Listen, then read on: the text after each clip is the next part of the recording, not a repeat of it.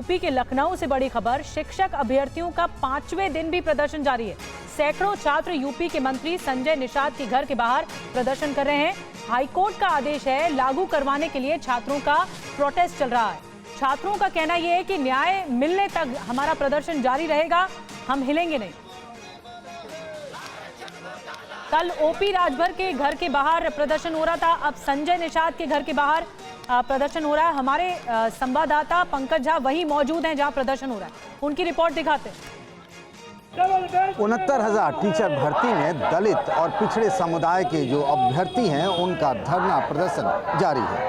Allahabad high court के फैसले के बाद से ये लोग चाहते हैं कि यूपी सरकार यानी उत्तर प्रदेश की योगी सरकार जो है वो जल्द से जल्द मेरिट लिस्ट जारी कर दे। हालांकि हाईकोर्ट ने 3 महीने का समय दिया है। फैसला 14 अगस्त को आया। उसके बाद से लगातार पहले बीजेपी के जो दलित और पिछड़े समाज के जो नेता हैं, जैसे सबसे पहले डिप्टी सीएम केशव प्रसाद मौर्य के घर गए, फिर उसके बाद ये बीजेपी के प्रदेश अध्यक्ष भूपेंद्र चौधरी के घर गए, उसके बाद सहयोगी दल के नेताओं के यहाँ उनका धरना प्रदर्शन और घर का घेराव शुरू हुआ।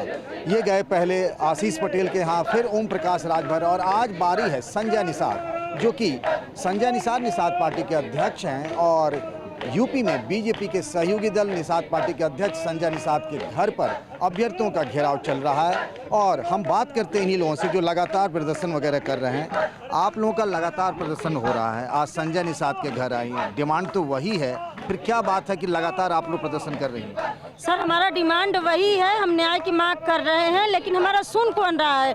जा तो हम लोग लगातार सबके यहाँ आ रहे हैं, लेकिन हमारा कोई सुन नहीं रहा। हमें बस आश्वासन ही मिल रहा है, जमीन पे देखने को कुछ नहीं मिल रहा। हम लोग ये चाहते हैं कि अब आश्वासन नहीं, हम लोगों को कागज पे लिखित रूप में अब चाहिए। अगर सरकार करना चाहती तो सरकार के पास बहुत टाइम था, आज से नहीं 5 साल पहले हमारे साथ न्याय हो जाना चाहिए। वो नहीं हुआ। तो 3 महीने का टाइम दिया है ना, तो 3 महीने के टाइम पे भी धरातल पे हमको तो कुछ नहीं दिख रहा ना।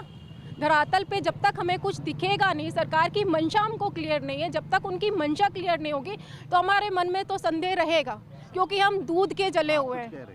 सर, और 2-3 बातों का जो डर हम लोगों को सबसे ज़्यादा है। पहला डर ये कि जो विपक्ष है वो सुप्रीम कोर्ट पहुंच चुका है, 9 तारीख की डेट लगी है। जनरल कैटेगरी के जो अभ्यर्थी जनरल के अभ्यर्थी पहुंच चुके, तो हम लोगों को सबसे ज़्यादा डर इस बात का भी है कि वहां जब स्टे लग जाएगा तो ये प्रक्रिया फिर लंबी झेल जाएगी, फिर हम लोग कहीं भी जाएंगे हम लोग को यही कहा जाएगा कि आपका मामला तो न्यायालय में पेंडिंग है, और न्यायालय से बड़े तो हम हैं नहीं, तो जब न्यायालय से फाइनल होगा तब होगा। तो ऑलरेडी हम लोग 5 साल से झेल चुके हैं, फिर हम साल 2 साल कितना न्यायालय में लग जाएगा समय, ये किसी को नहीं पता है। पहला डर। दूसरा डर हमारा जो ये है कि जो बेसिक के अधिकारी, वही तो वही बात हुई ना, दूध की रखवाली बिल्ली से करवाई जा रही है।